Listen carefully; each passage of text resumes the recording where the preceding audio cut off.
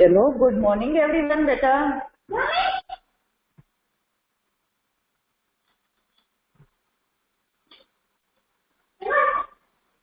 तो हमने कल लास्ट क्लास में जब देखा था कि चैप्टर 1, 2, 3 क्वेश्चन आंसर रिवीजन, हमने उसका रिवीजन कर लिया। आज हम देखेंगे चैप्टर 4, माँ कह एक कहानी।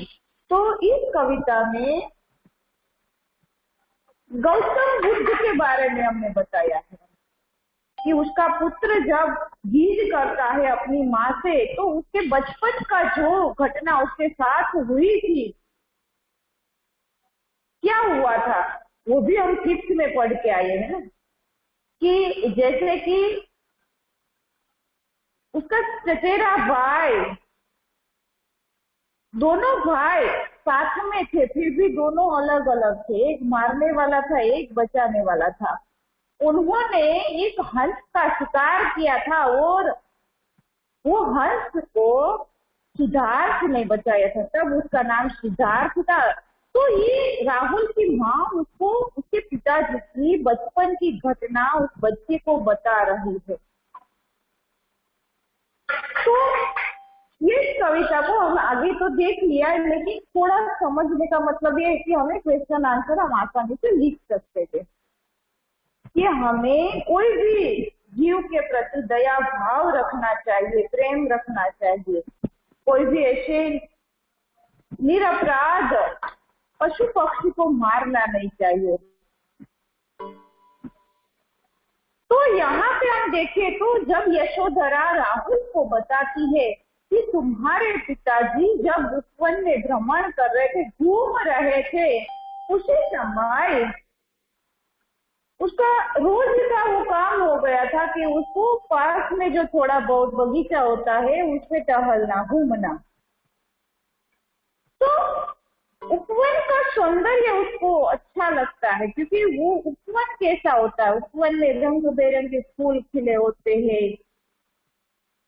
ओस की बूंदे जो फूल और पत्तों के ऊपर लगती है, तो वो बूंदे जब हवा के झोंके मिलने से वो जब लहराती है, पानी लहराता है, तो वो उसका मौसम ही एक अलग ही होता है।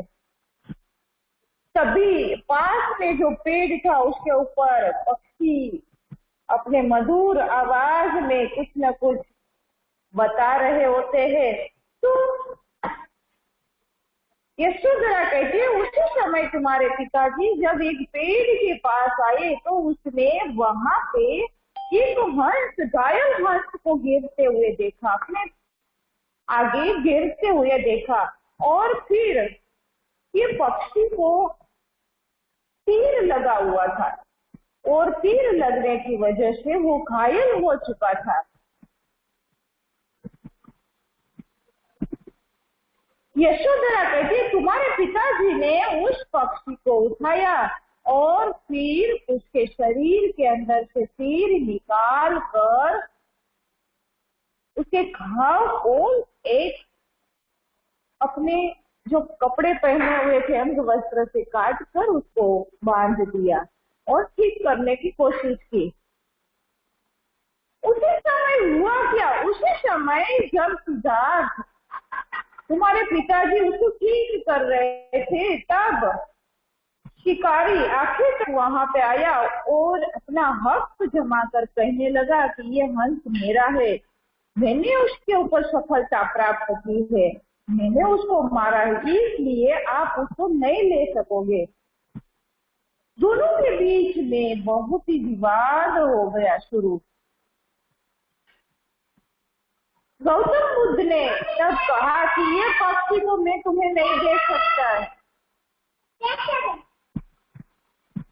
क्योंकि ये पक्षी को मैं तुम्हें इसलिए नहीं दे सकता क्योंकि ये अभी घायल है, इसको ठीक करने की जिम्मेदारी मेरी है।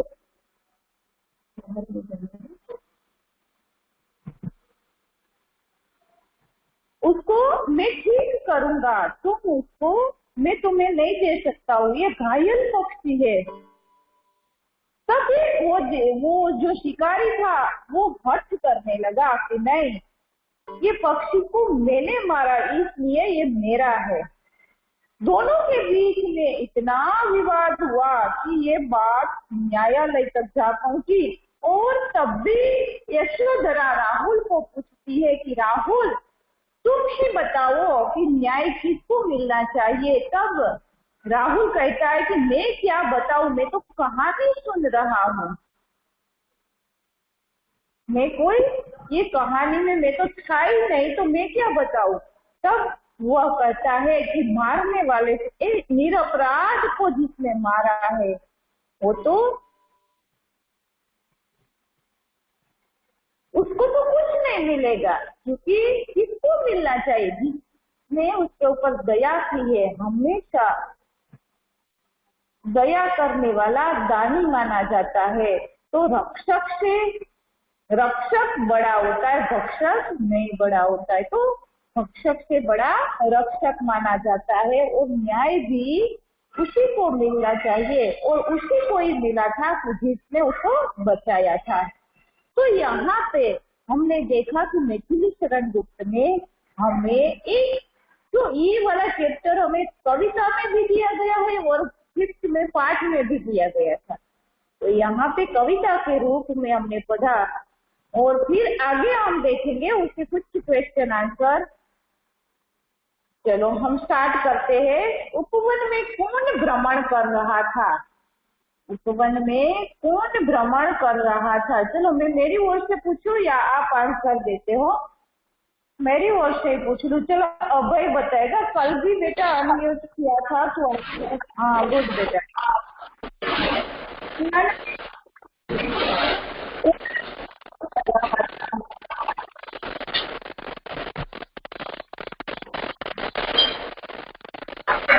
हेलो अभय,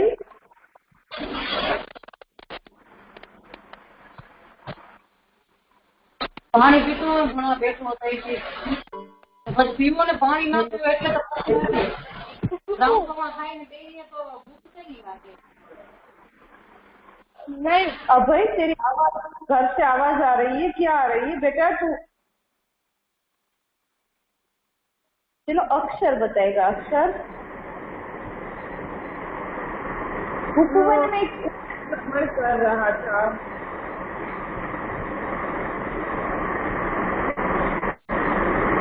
अभी आपको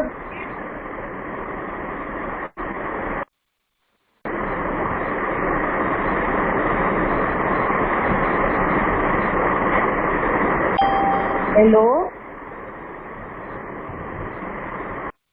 हेलो, तुझे नहीं आता है तो मैं बताऊंगी बेटा, आप पहले तो आंसर देने की कोशिश कर। Yes ma'am. हेलो, हाँ तुझे जैसा आता है मैं वैसा बोल, मैं तुम्हें हेल्प करूंगी। राइट, नहीं समझ में आए तो हम हेल्प करते ही है बेटा, तुम बोलो तो ही पता चलेगा हमको। Ma'am I don't know. नहीं आता है, ठीक है चलो।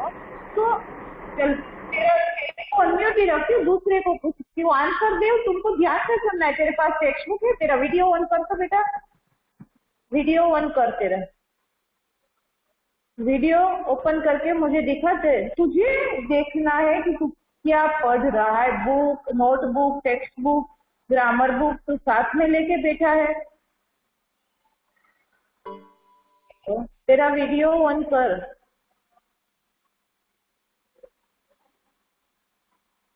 हेलो हेलो, चलो अब तो आप आंसर दो ना, तब अपना अपना वीडियो ऑन करके आंसर देना है। Right, no close. फिर आप मैं जब बोलूं तब क्लोज कर देना। चलो Aman, Aman Aman Kumar, Aman hello. Yes ma'am. Yes ma'am. हाँ ठीक है, तुझे समझ में आया चैप्टर बेटा? तुम न्यू स्टूडेंट ना? Yes ma'am. चलो तो हम कोशिश करेंगे आंसर देने की। तेरा वीडियो ऑन कर सकेगा? तेरे पास टेक्स्ट बुक, नोटबुक सब है? Yes ma'am. तो उपवन में कौन भ्रमण कर रहा था? फर्स्ट वन क्वेश्चन है, पेज नंबर 33 मौखिक प्रश्न में है। तो तू आंसर देगा मुझे? Yes ma'am. हाँ तो बता ना, वीडियो ऑन करके बता भी सकता है, ठीक है। हेलो,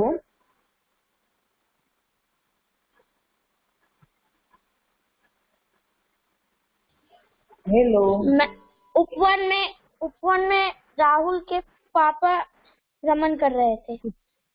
राहुल के पिताजी, राहुल के पिताजी। पिताजी। पिताजी। ठीक है, तेरे पास टेक्स्ट बुक नोटबुक सब है, मैं देख सकती हूँ? मैम मैं इनकम्प्लीट। इनकम्प्लीट नहीं देखना है बेटा, वो तो तुमने लिख के दिया है जिसका इनकम्प्लीट है उसको, लेकिन लेके बैठते हो ना आप साथ में, वो देख लेते। क्योंकि मैं यहाँ से बोलती हूँ कि ये वाली एक्सरसाइज आपको होमवर्क भी करनी है, यहाँ पे डेट लिख दो, यहाँ पे इतना आपको कंप्लीट करना है, तो आप उसमें कंटिन्यू कंपल्सरी ये लिखते जाओगे तो ही आपको पता चलेगा कि कौन सी डेट को क्या करवाया था, ठीक है। तो लेट में ऐड किया था तुझे, अभी न्यू एडमिशन है इसलिए। तो यहाँ से हाँ, मैं जो जो बोलती हूँ वो आप कर सकोगे उसी दिन, इसलिए मैं आपको ये 2 एक्सरसाइज करवाए। तो वहां पे डेट डलवाने का कारण वही रहता है मेरा, कि आप उसी दिन का काम उसी दिन कर सको, ठीक है। चलो कोई बात नहीं, नेक्स्ट इसके बाद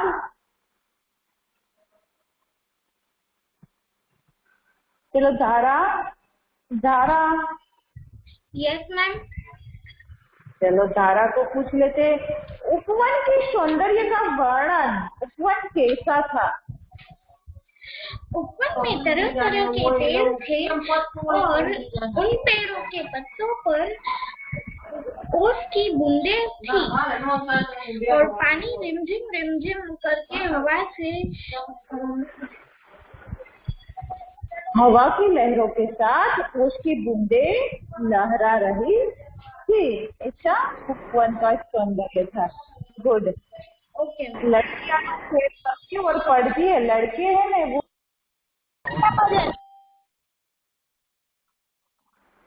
चलो नेक्स्ट,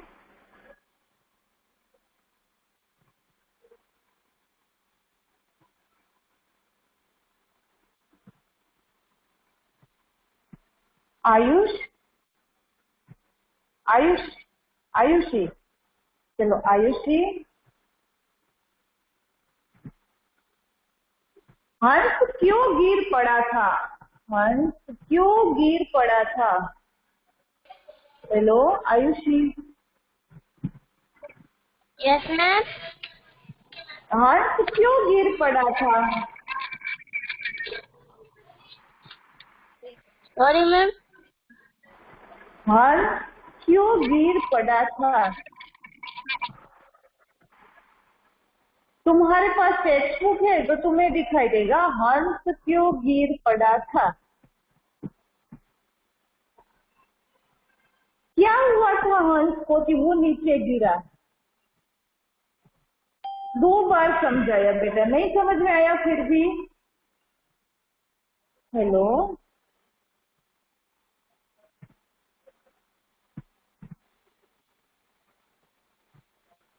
कि हम पिक्चर देखते तो भी पता चल जाता है कि हंस यहाँ से क्यों गिर पड़ा था, क्योंकि शिकारी ने उसका शिकार किया था, तीर लगने की वजह से वो हंस नीचे गिर पड़ा था।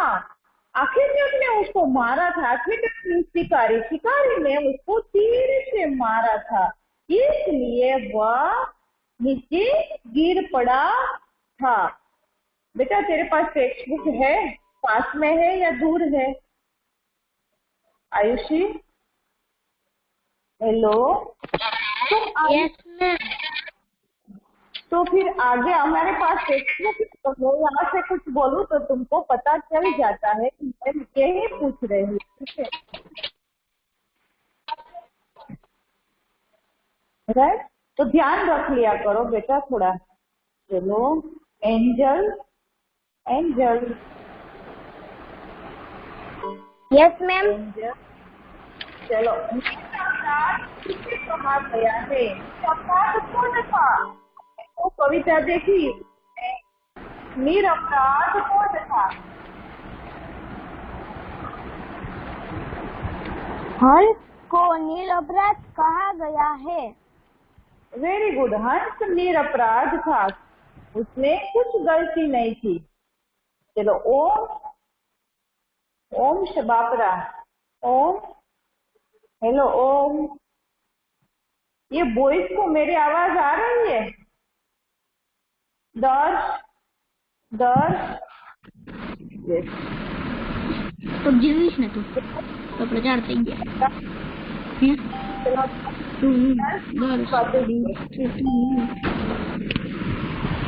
काव्य आओ હું હે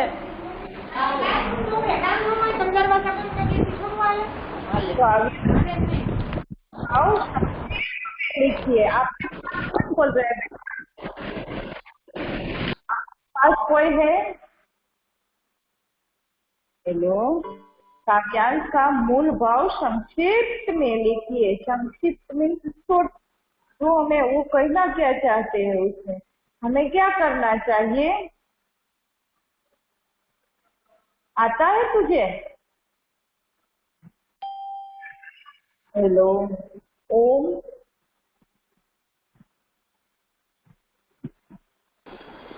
यस मैम। चलो बताएगा। बुक ढूंढ रहा था, बुक लेके बैठो बेटा। अपना बुक, नोटबुक, जब भी जो भी सब्जेक्ट का क्लास शुरू होता है अपने पास ही रखो सारी बुक। उसी सब्जेक्ट की सारी चीजें आपके पास होनी चाहिए। फिर हमें कुछ भी पूछा जाए तो हमें फिर बुक ढूंढने में टाइम चला जाता है कि कहाँ गया मेरा बुक। ऐसा मत करो। मैं यहाँ से पेज नंबर बोलती हूँ, चैप्टर बोलती हूँ, तो आप उसको खोल के बैठो। चलो काव्यांश का मूल भाव संक्षेप में बताना है। क्या होगा?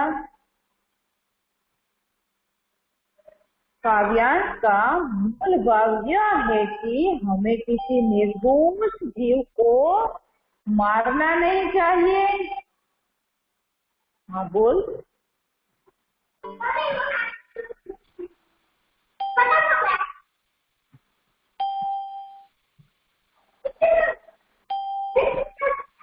बताएगा बेटा कि मैं बोल दूं? हमें कोई निर्दोष जीव को नहीं मारना चाहिए।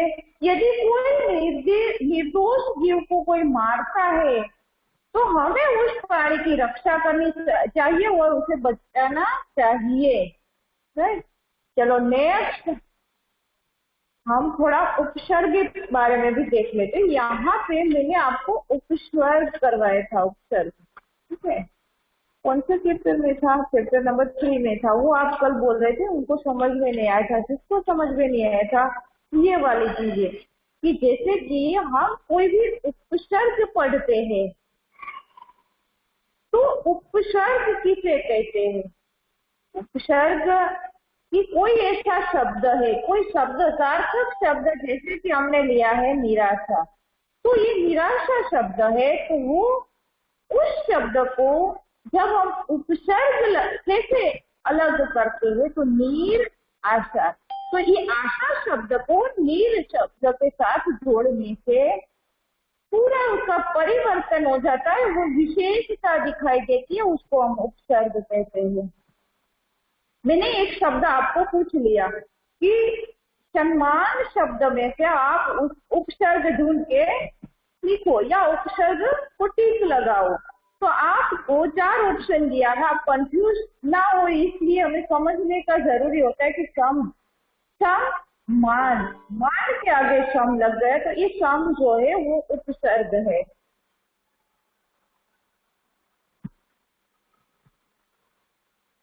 ये मूल शब्द है आशा, और नीर लगने की, उपसर्ग लगने से वो शब्द भी बदल गया, शब्द में परिवर्तन आ गया। निराशा, आशा की निराशा हो गया, मान का अपमान हो गया, और मान का यहाँ पे सम्मान हो गया। यहाँ पे अपमान भी हम लिख सकते हैं। देखो अपमान में उपसर्ग ढूंढना है तो अप है, उपसर्ग है।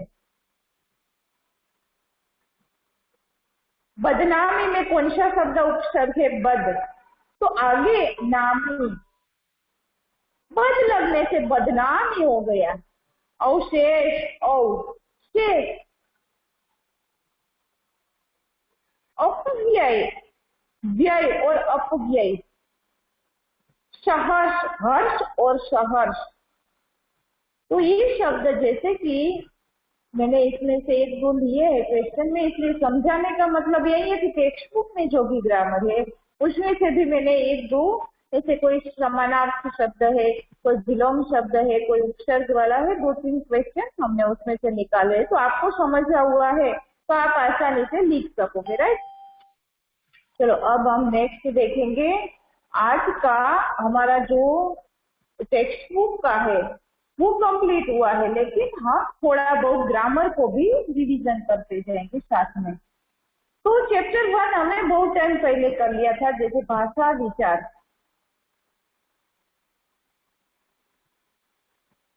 तो आज हम एक चैप्टर देख लेंगे, बाकी कल देखेंगे, जो क्लास मिलेगा तब हम सारे चैप्टर का एक बार और रिवीजन कर लेते हैं कि आपको कुछ छूट ना जाए, कुछ समझ में ना आए, ऐसा ना हो।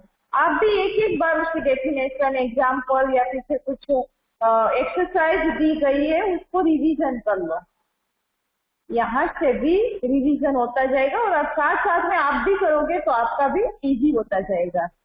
भाषा क्या है? तो भाषा किसे कहते हैं? पहले तो हमें वो समझना है कि भाषा वह साधन है कि जिसके द्वारा मनुष्य को जो बताना है, अपने भाव और विचारों को आदान प्रदान करना है, दूसरों तक पहुंचाना है, उसको हम भाषा कहते हैं। और भाषा के दो रूप होते हैं, एक मौखिक और एक लिखित। तो मौखिक भाषा का हमें एग्जाम्पल देकर कभी मैंने आपको समझाया था, जैसे कि जो कोई प्रवचन देते हैं, बोलते हैं, हम वहां पे जाके बोलते हैं तो वो मौखिक हुआ है। आपकी स्कूल में कोई ऐसी कंपटीशन रखी है, वक्तृत्व स्पर्धा रखी है, आप किसी भी बारे में बोल रहे हो तो वो बोला हुआ है, वो मौखिक कहा जाता है। और जो लिख के हम, जैसे कि स्टोरी टेल, आप लिख को देना है, तो ये लिखित और मौखिक दो रूप है उसका। और मौखिक रूप है वो प्राचीन समय का आया हुआ भाषा का प्राचीनतम रूप है। इसका उपयोग तो हम जब बहुत सालों पहले से कर रहे हैं, लेकिन लिखित भाषा जो है, जो हम लिखने, पहले इतनी पढ़ाई लिखाई नहीं थी, तब लिखित भाषा नहीं थी, लिखित तो बाद में आई। मौखिक भाषा का प्रयोग तो बहुत सालों से प्राचीनतम माना जाता है। और आगे देखिए, हम तो लिखित भाषा को, जो हम लिखते हैं, कोई भी बोलने के साथ साथ हम उसका लिख के प्रयोग करते हैं, उसको लिखित कहते हैं। जैसे कि यहाँ से मुझे तुम्हें कुछ मैसेज देना है तो मैं एक कागज में लिख के दूं या तो आपके पास पहुंचाऊं, तो वो लिखित हुआ। मौखिक में मैं आपको कॉल करके बता दूं तो वो मौखिक हो गया। मौखिक में जैसे सुनना और बोलना, तुमने कुछ क्वेश्चन पूछा तो मैंने सुना, मैं सुन के फिर आपको इसका उत्तर देती हूँ, तो वो बोलना हुआ। आपने वहां से पूछ लिया कि मैम भाषा क्या है, तो भाषा वह साधन है कि जिससे मनुष्य अपने भावों विचारों को एक दूसरे पर तक पहुंचा सकते हैं। तो आपने पूछा वो जवाब दे, जैसे कि मैं यहाँ से पूछूं और आप जवाब देते हो, तो सुनने के बाद आपने क्वेश्चन सुना, फिर आपने आंसर दिया। तो सुनना और बोलना वो मौखिक भाषा का एक कौशल है वो। और फिर पढ़ना और लिखना, मैंने यहाँ से कुछ क्वेश्चन आंसर लिख के भेजे हैं और आप उसको आंसर को, क्वेश्चन के आंसर आप लिख रहे हो, तो वो क्या हुआ? पढ़ना और लिखना हो गया ना, पढ़कर लिखना। तो ये हुई हमारी भाषा। भाषा को याद करना है तो हम कैसे करेंगे कि मुझे कुछ कहना है तो मैं कैसे बताऊं, उस व्यक्ति तक मेरी बात कैसे पहुंचाऊं। तो हम एक दूसरे को आदान प्रदान, अपने जो कहने की बात है वो मैं कहूंगी और वो मुझे बताएंगे, तो वो हुई भाषा। और उसका तो आपको पता ही है, फर्स्ट स्टैंडर्ड में भी आता है कि भाषा के दो रूप है, लिखित और मौखिक। ये हर एक साल में आपको पढ़ने के लिए। अभी आगे जाओगे तो भी ये तो आ ही गया ये चैप्टर में, हमको हर एक कुछ ना कुछ उसमें चेंजेस करके यहाँ पे देते हैं। तो आगे देखिए तो हमारी मातृभाषा, मातृभाषा क्या है, पेज नंबर 7 पे देखो, आप अपना ग्रामर बुक साथ में लेके बैठे होंगे ना, सुनो और देखो देखो, और वहां पे मैं जो बोल रही हूँ आपको नहीं समझ में आ रहा है तो वहां पे थोड़ा टिक लगाओ और उसको 2-4 बार आप पढ़ लिया करो। ये मातृभाषा क्या है कि जो बालक सबसे पहले अपने परिवार या अपनी माँ से जो सीखता है उसको हम मातृभाषा कहते हैं। शायद वो मराठी है, गुजराती है, हिंदी है या अंग्रेजी है, कोई भी भाषा अपने परिवार और अपने माँ से जो भाषा हम सीखते हैं, जहाँ पे आपका जन्म हुआ है वहाँ की भाषा तो आप आसानी से बोल ही सकते हो, क्योंकि हमारे परिवार में उसी भाषा का प्रयोग होता ही है। वो बोलना हमें सिखाते हैं तो उसी से ही सिखाते हैं। जैसे कि यहाँ पे जो गुजराती हिंदी भाषी है तो ये वो परिवार वाले बच्चा हिंदी भाषा अच्छी तरह से जानता है। गुजराती है तो गुजराती, हमारा यहाँ पे गुजरात में रहने वाले जो है वो गुजराती भाषा आसानी से जान सकते हैं। तो ये हुई हमारी मातृभाषा को कुछ याद रखने की जरूरत है। ये इतना याद रखना है कि बालक अपने सबसे पहले अपने परिवार और माँ से जो सीखता है ना वो हमारी मातृभाषा। मातृ का मीनिंग भी वही होता है, मातृभाषा।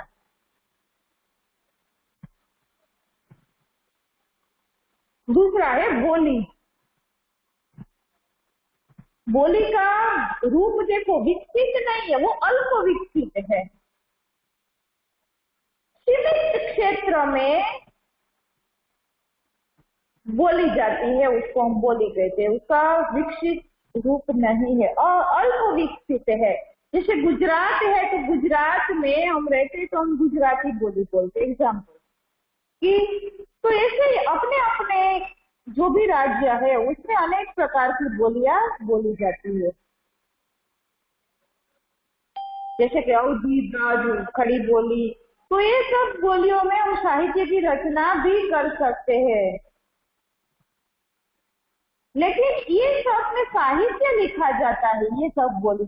लेकिन अभी क्या हुआ है कि अभी हमारे समय में हम देखें तो उसका ट्रांसलेशन हिंदी में ही किया जा सकता है। वो सब भाषा को हिंदी ही मानी जा सकती है, वही बोली होती है। बोलना, बोली सीमित क्षेत्र बोली का होता है, इतनी पूरे देश में एक ही बोली नहीं बोली जाती है, सब अपने अपने राज्य की अलग अलग भाषा बोल सकते हैं। राष्ट्रभाषा, तो हम देखें तो राष्ट्रभाषा क्या है। राष्ट्रभाषा वह भाषा है कि जिसका प्रयोग देश के अधिकतर निवासी उसका प्रयोग कर सकते हैं, वो हमारी राष्ट्रभाषा हिंदी भाषा है। तुम हमारे यहाँ से कहाँ पे भी जाओ तो हिंदी भाषा को सब अच्छी तरह से बोल सकते और पहचान सकते हैं।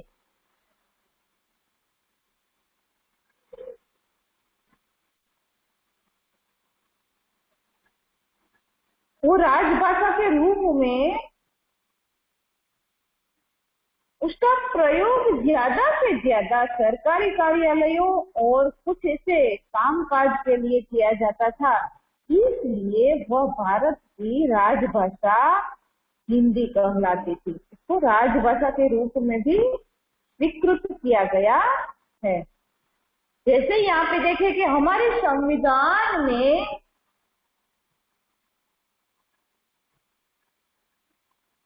14 सितंबर 1949 को हिंदी भाषा को राजभाषा के रूप में स्वीकृत किया गया था।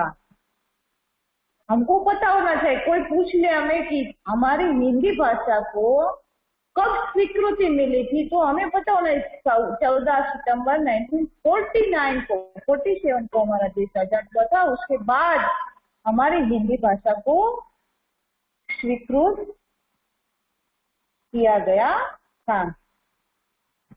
14 सितंबर इसलिए तो हम 14 सितंबर के दिन को प्रतिवर्ष हिंदी दिवस के रूप में मनाते हैं। कौन से दिन? हिंदी दिन और बाल दिन के रूप में भी हम उसको मनाते हैं। विश्व में सबसे अधिक बोले जाने वाली ये भाषा दूसरी भाषा है, उसको दूसरा स्थान मिला है। और 10 जनवरी को विश्व हिंदी दिवस के रूप में हम उस दिन को मनाते हैं। तो यहाँ पे हुआ हमारी राष्ट्रभाषा, राजभाषा, मातृभाषा, बोली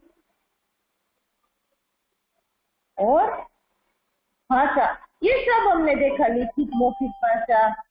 तो अब हम देखेंगे बोली की लिपि कौन सी है।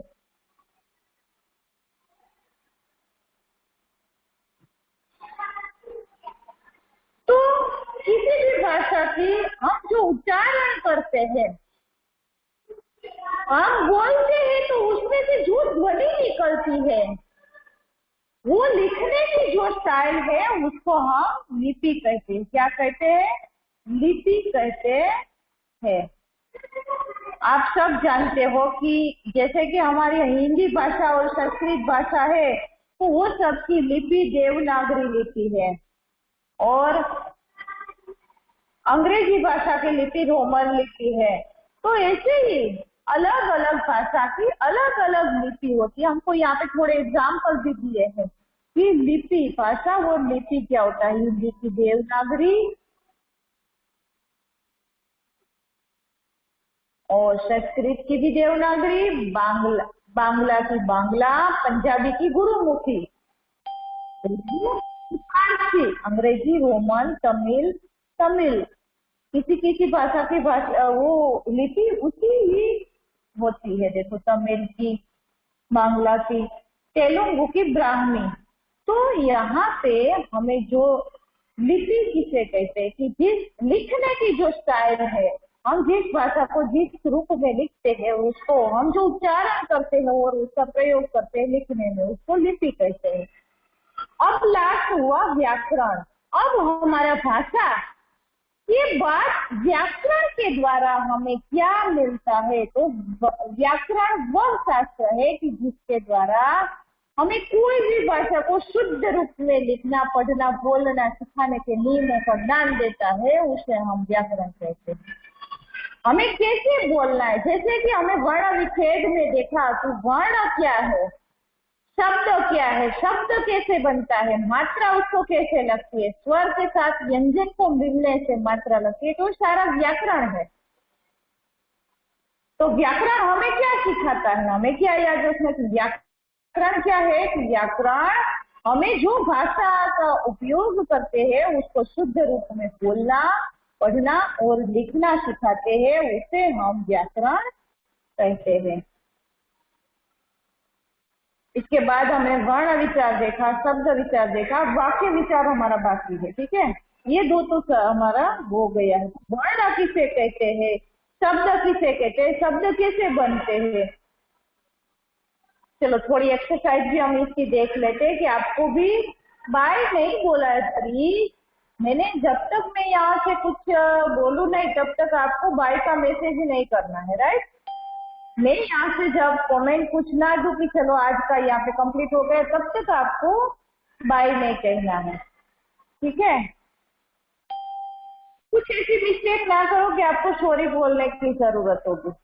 आप ऐसे ही काम करो कि आपको पढ़ाई करनी है, उसके अलावा कोई मैसेज, कोई कमेंट भी नहीं देना है। कोई मैसेज आपको जरूरत है, कुछ पूछना है कि मैम ये चैप्टर का, ये पेज नंबर का ये क्वेश्चन मुझे नहीं समझ में आया। ठीक है, तो चलो हम उसकी एक्सरसाइज थोड़ी देख लेते हैं, थोड़े क्वेश्चन आंसर देख लेते हैं। तो यहाँ पे कुछ हमें एक्सरसाइज दी है कि जिसमें एक्सरसाइज 1 नंबर में निम्नलिखित में भाषा के किस रूप का प्रयोग होता है। जैसे कि पुस्तक है, तो हमें ये पुस्तक मिला है, तो कौन सी भाषा में मिला है, लिखित रूप में मिला है, लिखा हुआ मिला है। तो उसकी भाषा क्या होगी, लिखित होगी। भाषण है तो कोई प्रवचन दे रहे तो वो क्या होगा, मौखिक। ईमेल करते हैं हम, तो वो लिख के करते हैं ना, तो वो भी लिखित। काव्य पाठ, तो काव्य का पठन करना, तो वो मौखिक। तार वो लिखित, संगीत वो मौखिक। संगीत हम बजा रहे, गा रहे हैं संगीत का कोई भी गीत, तो वो मौखिक हुआ। जैसे यहाँ पे कुछ राज्य का नाम दिया है, उसमें कौन सी भाषा बोली जाती है? पंजाब है तो पंजाबी भाषा बोली जाती है, उत्तर प्रदेश में हिंदी, कर्नाटक कन्नड़, केरल में मलयालम, तमिलनाडु तमिल, उड़ीसा उड़िया, आंध्र प्रदेश तेलुगु, असम असमित। आप लोगों को कितनी भाषा आती है? तो अंग्रेजी हम पढ़ते तो चलो अंग्रेजी, हिंदी, गुजराती, वो 3 तो हमें आती है। उसके अलावा हमें और भाषा का जो आप उसको इंटरेस्ट होता है तो आप उसको समझ सकते हो, बोल सकते हो। जैसे मराठी है, कोई लोग उधर से आए होते हैं, उधर रहते हैं, वहां पे स्कूल में पढ़ाई करते हैं, तो उसको मराठी में बुक आती है, तो वो उस लोगों को वो समझ सकते हो, लिख सकते हैं, बोल सकते हैं। हमारे लिए तो ये 3 भाषा तो हमारे पास है ही, गुजराती, हिंदी और अंग्रेजी। बाकी की भाषाओं को समझना और लिखना, ये जो जहाँ पे रहते हैं वो उसका उपयोग करते हैं। व्याकरण के 3 अंग होते हैं। व्याकरण के 3 अंग होते हैं। कितने अंग है? जैसे कि हमने यहाँ देखा कि शब्द विचार, वर्ण विचार, शब्द विचार और वाक्य विचार। पहले वर्ण, एक क और ज्ञ वो लेना, क से स्वर और व्यंजन सारे आ जाते हैं उसमें। फिर उसके द्वारा हम स्वर की सहायता से शब्द बनाते हैं, और 2 या 4 शब्द मिलने से वाक्य बनता है। 1 मिनट जारा, 1 मिनट, ये समझा दो, फिर तेरा आंसर देती हूँ, ठीक है? भाषा का मूल रूप तो मौखिक है। भाषा का मूल रूप क्या है? मौखिक भाषा है। भारतीय संविधान में हिंदी के अलावा पूछा गया है, देखो 22 भाषाओं को मान्यता दी गई है। उर्दू भाषा की लिपि फारसी है। मुख से उच्चारित ध्वनि को लिखने का जो ढंग है, लिखने की स्टाइल को हम लिपि कहते हैं। नेक्स्ट देखो एक्सरसाइज 4, लिपि भाषा का क्षेत्रीय रूप है। नो,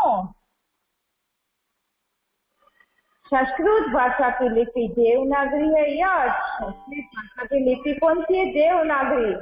हिंदी दिवस 14 दिसंबर को मनाया जाता है। नो, सितंबर को मनाया जाता है, 14 सितंबर, नो दिसंबर। सीमित क्षेत्र में बोली जाने वाली भाषा बोली कहलाती है। यस, भाषा के 4 कौशल है। यस, विश्व में सबसे अधिक बोली जाने वाली भाषाओं में हिंदी का दूसरा स्थान है। यस, सबसे ज्यादा हिंदी का प्रयोग हमारे यहाँ पे विश्व में, पूरे विश्व की बात की गई है, तो दूसरा स्थान हिंदी को मिला। चलो यहाँ तक हमारा एक चैप्टर हुआ। बाकी का जब हमारा क्लास होगा, परसों है तो परसों करवा दूंगी या सैटरडे, हम रिवीजन पूरा करेंगे।